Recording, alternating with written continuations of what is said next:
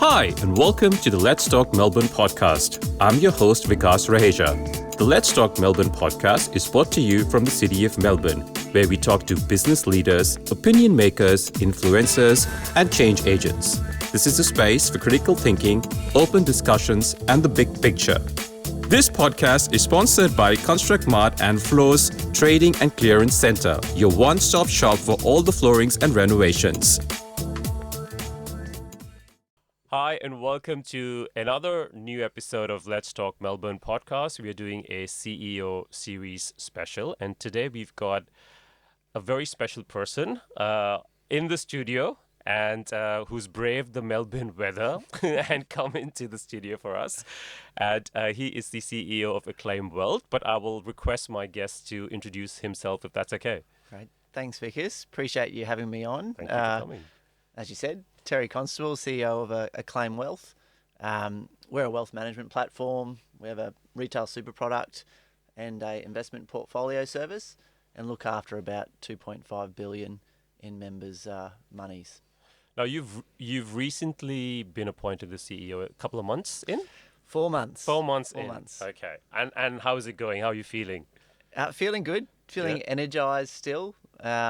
It's a pretty exciting space, super in general, but as a growing fund, there's obviously some challenges, but also some opportunities. Do you recall, and if you want to share, when you were informed that you are now the CEO, what was your first reaction? And who was the first person you shared that news with? Yeah, I'm going to sound a little bit dorky here. I do remember I got the phone call initially from Alan Hegarty, who was the outgoing CEO, saying, look, I've put you forward. Yep. I've decided that I'm moving on to my next chapter. And then eventually went through the board and got the call to say, we want to offer you the job. Yeah. So I told my partner first, Yeah. as I think you have to. And then very soon after, the next call was to Mum to talk about it. So I think she might have been more excited about it than I was, to be honest. And were you scared? Like when you were told, like were you scared, nervous, anxious, or were you like, you know what, I've got this and I'm going to like take it head on? Yeah, I think there's always going to a little bit of self skepticism in there, but I see that as a little bit of a positive. Yep. I think what was really nice from my point of view and reassuring was I had the board's full support. Yep. And also when the news went out to our advisor network, there were so many nice messages, phone calls, just saying, we think you're going to be great at the role. We're really happy that you've got it. So any of those sort of self-doubts sort of dissipated. But obviously being fresh into the role, in the back of my head, I just really want to do a good job for our team and members. Yep. Awesome. One of the things which I've always wanted to ask you, Terry, is that no matter who the stakeholders are and what kind of emotions are running high, you're very calm and composed, almost zen-like. Are you naturally like that, or is that something that you have sort of the right way, but nurtured over the years? It's You're interesting. never angry. You don't even express a little bit of frustration. I don't think I've ever been referred to as zen-like, but I don't mind that, actually. Okay. I mean, at least in professional life. I'm not sure about your personal life. If you may be shouting at me, you don't know, but No, certainly. I think generally, as I go through life, I don't get worked up about things or try not to. I'm sure if you're in the office with me every now and then, you'll hear a sigh or an expletive sort of being said. But the reality is, in everything that we do, we're trying to find a solution. So I always put the lens on it. If you're going to get angry or upset, what's it actually going to achieve? And again, whether that's personal life or business life, I just don't think it really serves any purpose. So I certainly do at least try and take a step back, look at what's been said, for example, or what's been written in an email, try and analyse a little bit, digest it, think about where the other person's coming from, and then craft the response from that. Okay. Yeah, because I need to learn that from you in terms of how to be calm all the time. At least seem calm, if I am genuinely calm. And it's hard when you care about something, right? It is. Yeah, exactly. Yeah. Now, you started your career, if I recall correctly, in distribution. Would that be correct? Like advice? Correct. Yeah. Well, it depends how far back you want to go. I was at Video Easy and a pizza Oh, shop so we during did talk university. about. I did not know that. So, okay, do you want to give us a little bit of a snapshot on how you started and how your journey from? Yeah, well, I to that? mean, some would say the pinnacle of my career was at uni, working at a pizza shop, Yeah. and working at Video Easy. Yeah, Some of the okay. viewers might not remember Video Easy. Yeah. I was getting free pizzas and free That's the DVDs. best. Yep. I was living the dream. Yeah. But funnily enough, I had a regular customer at the pizza shop that I worked at, Okay. and they were great customers. They always tipped well, were good Yep. fun to be around. And after I finished uni, they actually said to me, "Hey, do you want to get into financial planning?" Okay. They ran a really successful financial planning firm. Yep. So I got into that, did my DIP-FS, so all the qualifications. Yeah. And then eventually I sort of realised that I was probably a little bit young, I felt, to really create those long-term relationships you need for being a financial advisor. Yep. So then I moved over to the product side and, started with what was AMG Super Yeah. in an advisor services role and merged into that distribution, Yep. where before taking on the CEO role, I was ultimately head of distribution. What was the most challenging part of being head of distribution? Because that is a pretty demanding. I mean, all jobs are demanding, especially CEO is probably more demanding than that. But that is also this pressure in terms of sales targets. The different kinds of pressures, but it's also very fluid. Yeah, so certainly the target-driven nature of distribution is really transparent. Yeah. Either you're hitting them or you're not. Yeah. So there's a pressure involved in that. And I think it talks a little bit to our business, but, one of my, I guess, metrics is service as well. Yep. So when you're in distribution, you're obviously at the coalface. Yep. You're talking to advisors all the time. So that was the hardest bit. If something's not going right, you're the one that has to talk to the advisor and you're the one that needs to front up and tell them, well, this has gone wrong and this is why it's gone wrong. Yep. I'd even say that that's something more difficult than being the CEO sometimes with our advisor network. I would imagine, yeah. That, someone's obviously talking directly to the advisors. Yeah. Sometimes you only hear what's gone wrong secondhand. Yeah. And our advisors have a reputation of being unreasonable in the industry, unfairly so. And I think they do an important job because eventually what they're trying to do is make sure that everyone gets a good retirement plan and maximizes their wealth.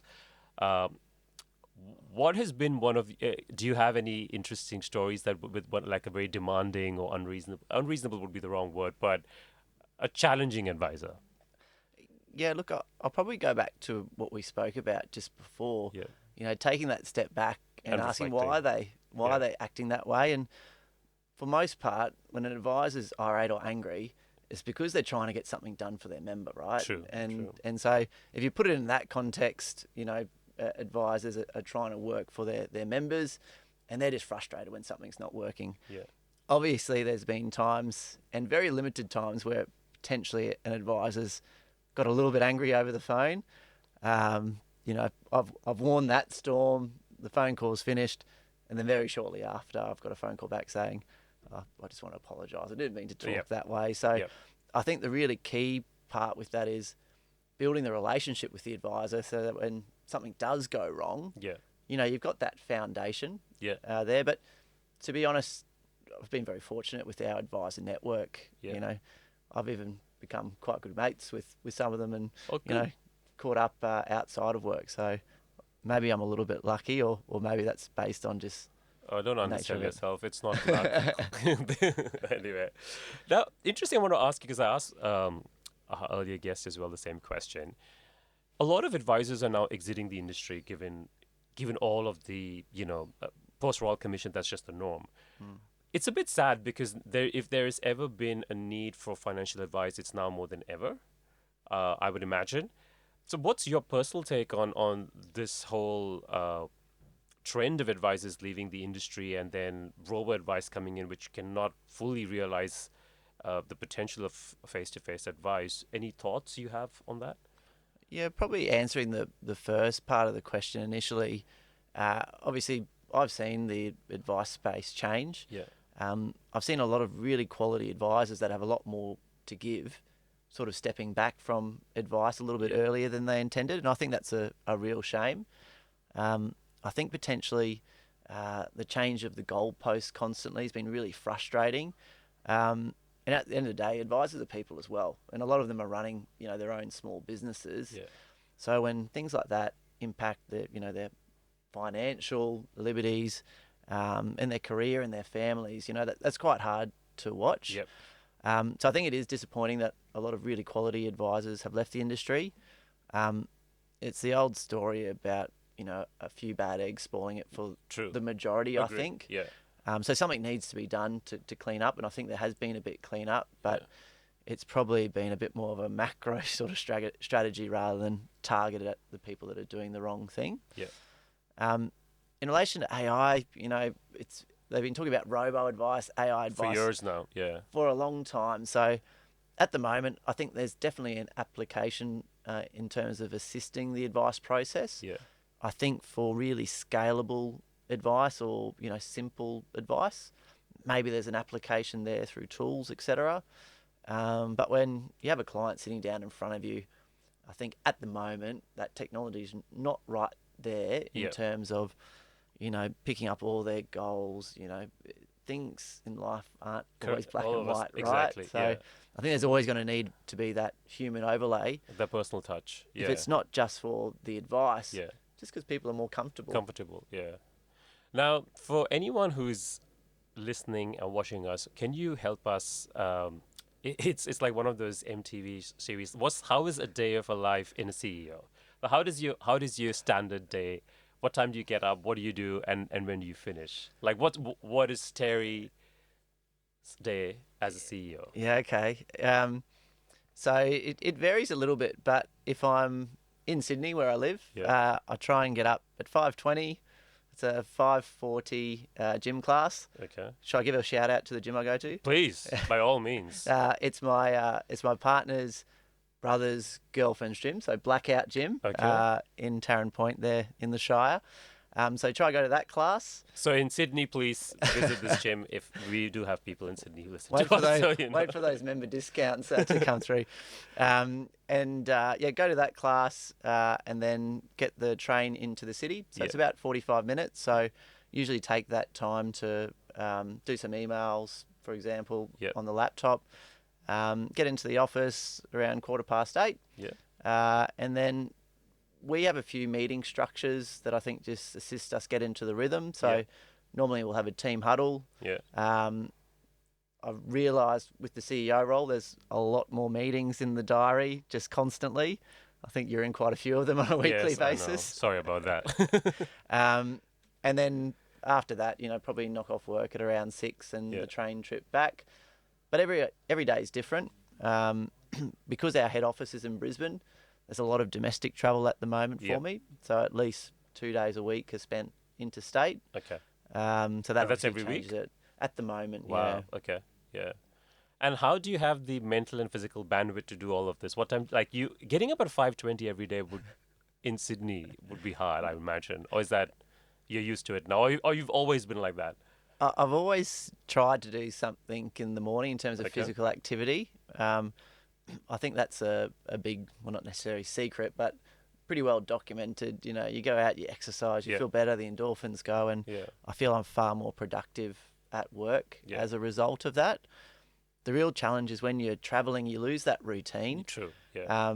So that's a really hard thing to have to adapt to, and I'll try and sneak in a run maybe tomorrow morning or something like that, just to feel like you're doing something. But it is a task, and sometimes you got to make sure that you're cognizant of the impact it has on your family life, your relationship with friends as well. So just making sure you carve out that time. And the hardest thing is not just to be constantly looking at your phone and emails. I know. I mean, I was going to ask you that because you must, people look at Instagram, you must be checking all your emails, like who's sending me emails now, which board member, which regulator, which client, or which advisor. How do you then unwind and detach? Is that easy? And I don't know whether this is the right way to do it, but I don't have notifications turned on for anything on my phone, including emails. It just means that, while I'm looking at my phone regularly to check emails, it's not completely on demand. So obviously when you're working through a task, you see something pop up on your phone, another email. That's different. You look at it, or you're out and about. It can actually break your workflow and your productivity. So I don't have them turned on, so at least I'm only looking at emails when I need to and when I decide to. So that's been really helpful for me. And then I went on a holiday earlier this year, and I actually deleted and this is before I took over as CEO, I deleted the Outlook app. Okay. And I just put aside an hour each day to open up the laptop and do all the emails. Yeah. Otherwise, it's almost a force of habit. Just open the phone, looking at it. That's actually an excellent idea. I mean, I never thought about deleting the app when you go on a holiday, and you can reinstall it once you're back. But yeah, it's a good way to check out and just have a good time on your holiday. Okay. Now, you obviously are leading a pretty big organization, and you're dealing with different kinds of stakeholders, people with different kinds of personalities and emotions. How do you manage to steer everybody in the right direction, or at least get them on the same sort of goal achieving prospect? Yeah, so in our business, we use a structure called OKRs. Yeah. That's really like a goal-setting matrix. So we implement it through a software called Asana. Okay. But effectively, we sit down at the start of the year and we say, right, what's going to move this business forward? Yeah. And then underneath it, we break out, and the product team, the distribution team, the different sections go, what are the key results that are going to get us to that objective? Yeah. So we have a few structures in place. So we have our what we call the huddle. Yep. So we do one on Monday, which is setting what each team member is going to do for the week. Yep. And then we have one on Friday, which is effectively, did we get there and what were the blockers? Okay, yeah. So that keeps a nice rhythm. Yeah. And then on a monthly basis, we go into looking at those OKRs and saying, well, what's been ticked off? Are we on track? Are there any blockers? Yeah. So everyone sort of knows in terms of the business what direction we're heading in. Yeah.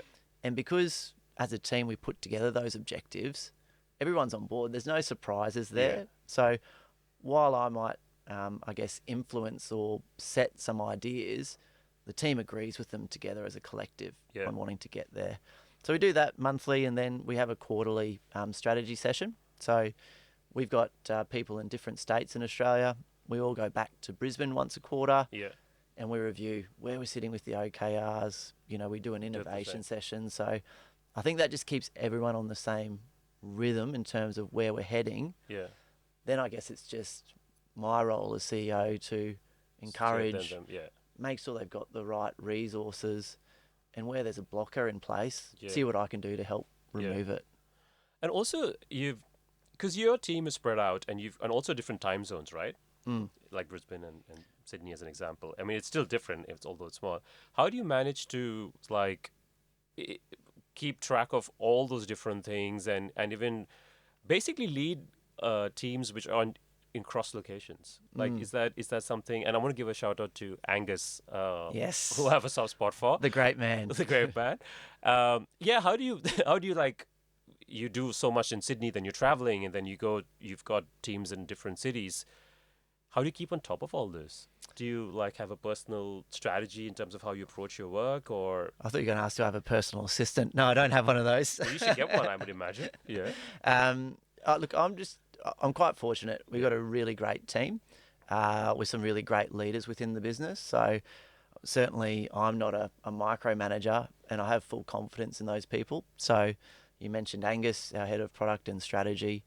He does an amazing job in terms of steering the direction of the business. And then we obviously have a weekly catch-up where we talk about, again, blockers, where we're moving in terms of a couple of items. So you're always conversing and understanding and being, this is how you sort of... Exactly, yeah. And, we've got fantastic people in the advisor team and the distribution team.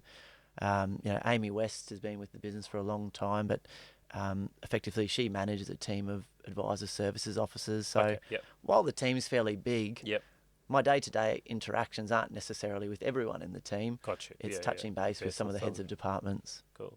What's the... before we jump into the... I want to ask you some of the industry questions, but before we jump into that, what are some of the things you're looking forward to in 2020 for you personally and also professionally? 2024, it's going to be a pretty big year on the work front, but on the personal front, a couple of things. We've got my best mate's wedding overseas, so doing a little States trip. Nice. Which will be fantastic. There's some rumblings. I've got a dog, a little English staffy called Frankie. Yeah. there's been some consideration about getting another dog. Oh, so that would be significant. That's amazing. I love dogs. So, yes, that would be good. But, and this links in with, personal and work-wise. Obviously I'm committed to really showing up as CEO and seeing what that takes, obviously fresh into the role. So, obviously want to do a good job in terms of that. So I see 2024 as a real focus of mine. And then on the work front, it's a big year as you're across some of the items. We've got a large data migration project underway. We're going to be launching a fairly significant new partnership. There's potential sub-plan opportunities there. So I think it's really going to be one of the biggest years for Acclaim and transform the business. No, I think that's it's exciting and fantastic. And if in my humble opinion, I think you're doing a fantastic job so far. I appreciate that. So congratulations. I think that's great. Thanks, man. Now, one thing I want to ask you was I sneakily saw your guitar. Do you play guitar? What kind of music do you listen to? What kind of music do you play? Or is it just a hobby? Or are you going to leave CEO and become like a musician and we're going to see you on TV like opening for like Rod Laver Arena, Terry is performing? Admittedly, I'm pretty sure I do blur the background in my... But see, I do a podcast, so that's my job is to do research part of it. Yeah. Very good. So, no, I'm not a guitar player. I do have a guitar, and I think I can play a few songs. Can you tell us? So I won't ask you to play, but what are the I was waiting for the guitar to come in. Guitar, but any song that you play to? Yeah, so or you like playing to rather? Yeah, so I look for songs that have about 4 chords because that's about the extent of my talent. But there could be things like I think everyone that has a guitar needs to be able to play Wonderwall. Yeah, so I mean that's in there. Yeah. Cranberries, Linger. I love that song. Yes. Yeah.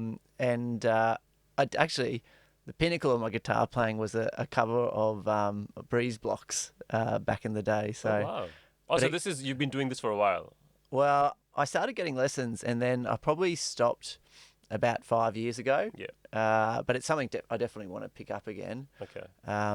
Unfortunately, my guitar playing and singing capabilities don't align with my ambitions because I love music and really eclectic tastes. Yep. So things like Fleetwood Mac we'll be playing, then some newer stuff, Big Scary, etc. So it could be anything in there. There could be a bit of Natalie and Bruglia Torn tossed in among the mix. So it's pretty eclectic, varied kind of taste. Yeah. Much to the dismay of anyone that has to listen to me when I've I'm sure it's not got that the much. iPod plugged in. I'm sure it's not that bad. Now, to jump into the industry stuff, I wanted to get your observations in terms of from financial services, particularly super and retirement. What do you think are some of if you had to pick top 3 opportunities and top 3 challenges the industry faces, any thoughts that you think you can share? Yeah. It doesn't even necessarily have to be top 3, but any of the, from your perspective, the major ones, yeah. Yeah, so opportunities and challenges. Opportunities and challenges. Yeah, so I think in terms of opportunities, as an industry, we're almost 3.5 trillion, right? Yeah. And, industry funds are slightly different to the space that we operate in. But within the industry, there's obviously a big opportunity to meet the needs of a very large portion of people that are moving into their retirement phase and their drawdown phase. So within that, it's probably a challenge, but the opportunity there is for, I guess, the industry funds to come up with some really great retirement solutions there that are direct to member. Yep. And I think from our point of view as a retail provider, we've got the ability to create some more tools and a more comprehensive platform to support advisors and, I guess, meeting the retirement needs of that older generation, the boomers coming in there. I think there's a really good opportunity to innovate in the super sector. I think we're in a unique perspective that while we're not small, we're certainly not large. Yeah. So it just means that we can really start to play on some of our strengths and be a little bit more nimble in terms of what we're doing. Yep. And that's what I was talking about, that new partnership. So looking at some different solutions compared to the standard SMAs, tweaking things where we think there might be an opportunity and we can move a little bit faster than the bigger players. So in terms of the opportunity front, I think innovation in terms of coming up with some unique solutions. Yeah. That's both technology and financial. Yeah. Correct. Yeah. Correct. I think there's an opportunity for us to better engage with members, kind of on a personal level, but super's this thing that sits there and a lot of people don't even know where they're invested. Yeah. There's a real disengagement, and I don't have the solution, but there needs to be a way that people actually see it as their money. They're engaged. They feel connected to it, because at the moment, if you're not connected to your super, there's the potential that you might miss out on some returns or could actually negatively impact you at time of retirement. So I think that's another opportunity for us to be able to better engage with all these members that are potentially not viewing super as their money. Exactly, and that's been a challenge for a long time, and as you rightly said, it will continue to be big if we don't engage with members, right? Because Correct. most members don't even know they have super or they super balance. And your thoughts on insurance? Do you think people have the right cover of insurance within this? I'm not talking about like outside of super. I'm purely talking about within super. Do you think we are underinsured, overinsured with all of this PYA stuff that's come through? Any observations that you've experienced? Yeah, again, I look at my peer network, Yeah. and I look at people that are, a lot of them are, well, mostly intelligent, I'd say. Yeah. They got decent jobs, but super is just this total black hole for them. And when I think about insurance, it's fine to do this default cover. It serves its place. Purpose, But it really needs to be tailored at the end of the day, and I think that's where advice is important. Some people view insurance as, the lotto. Yes. That's not the way you view it. Correct. Effectively, people need to look at their liabilities, what they need for their family, and have covered that's tailored to them. So I think we need default cover. Yeah. That makes sense. Yeah. But I think people need to actually look at getting tailored cover that actually meets their needs. Yeah. I would also say that talking to a lot of people in my peer network or friends of friends, a lot of people don't even know they've got insurance. Exactly. Yeah. Or SCI, All kind income of insurance. protection. Yeah. And some people will be off work, and obviously I can't give advice, but I said, have you looked at your super? Make a phone call and actually see if you've got any cover there. So you're paying for it. Yep. You've got the automatic cover. It's worthwhile checking if you can actually utilize it. Yeah. Okay. Now that's important. I think, as you've rightly sort of, distilled throughout this conversation, is that it's important to get good financial advice and at least understand your superannuation, importantly, and then tailor it based on your individual needs. So that's important, and that's the challenge that we face in this country. Great. All right, now we're going to play a little bit of a fun game. So I'm going to ask you 10, we call this a Furious 10. So I'm going to ask you 10 questions, and you have to give quick, witty, rapid answers. It doesn't have to be witty, but it helps if it's witty. Quick and rapid. I don't know. Quick and rapid, yeah. All right. Are you ready? Yes. Okay. If you had to invite 3 celebrity guests, dead or alive, for a dinner party, whom would you choose? Well, I'm going to do this because that'd be interesting. Maybe Elton John, Jordan Peterson, and I reckon Freddie Mercury would have some good stories. Oh, yeah, definitely. Oh, it's a good list. And then you can play guitar. And then, but just listen to how they interact. I think there might be some conflicting views on everything. Absolutely. If you were stuck in an Uber and you had to listen to only one song for your entire journey, which one would you choose from these two? All the Single Ladies by Beyonce or Gangnam Style by Psy? Is neither an option, but I'd go No, you have to choose all one. the single ladies. All the Single Ladies, okay. The best thing about being a CEO is? I think fulfillment, in terms of being able to actually get your hands on something and craft it and it's yours. Okay. Now, if you had dinner invites from both of these celebrities on the same day and you could attend only one, which one would they be? Barack Obama or Emma Stone? Barack Obama. Really? Okay. I would choose Emma Stone, but that's great. What do you value most, EQ or IQ? EQ. Okay. And your favorite holiday destination? Oh, New Zealand, Queenstown was pretty special. Yeah, it's beautiful there. Yeah. What advice would you give to your 20-year-old self? I think confidence in yourself and knowing who you are as a person. I think that takes a little bit of time to learn your identity, to I guess you might know your values, but to outwardly speak them and stand Yeah. up for people. So I think that would probably be it. Well, that's pretty good. If you could only drink one thing for the rest of your life, which one would you choose, beer or wine? I'm going to go beer. Beer? Okay. Now, in 5 years from now, what's the one thing you look forward to most for yourself?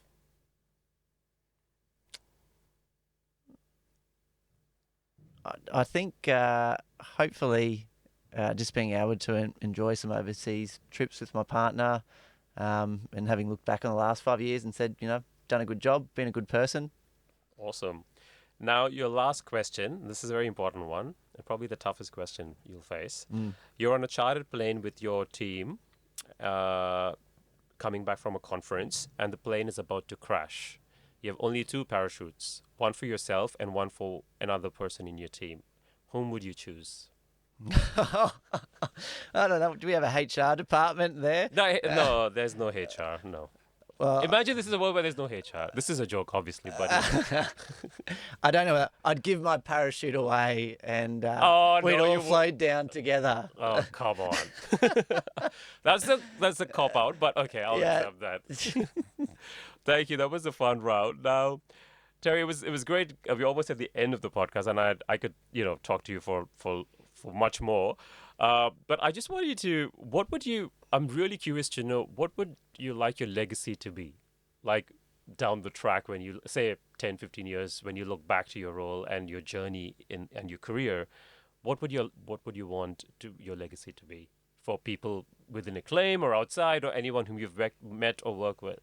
Yeah. I think in terms of what I'd want my legacy to be is hopefully that a lot of the people that I've worked with, people that have sort of worked underneath me in roles, it would be really nice to see those people that potentially I've helped mentor grow on and do bigger and better things. So if that's within Acclaim and I'm still there, that's fantastic.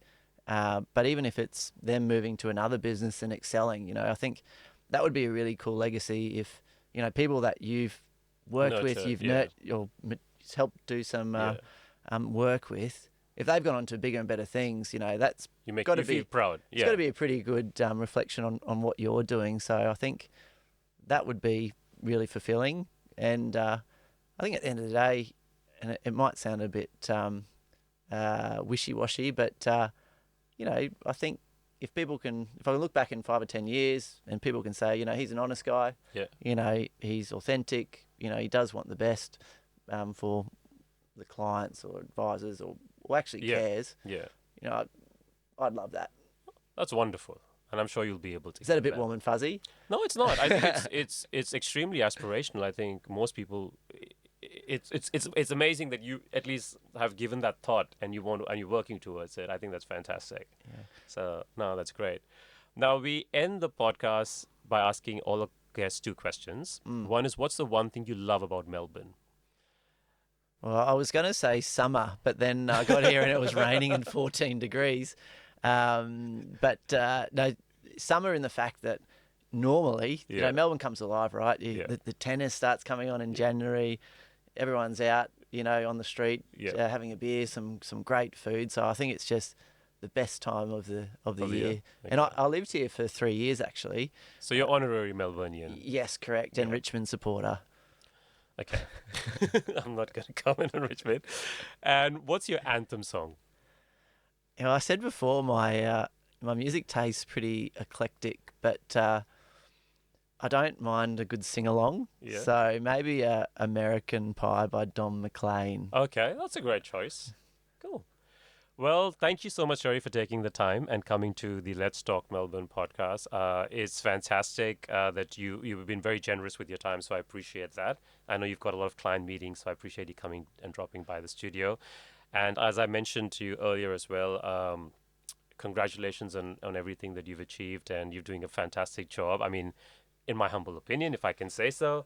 And I wish you all the very best. And I'm so excited to see what you'll do with Acclaim.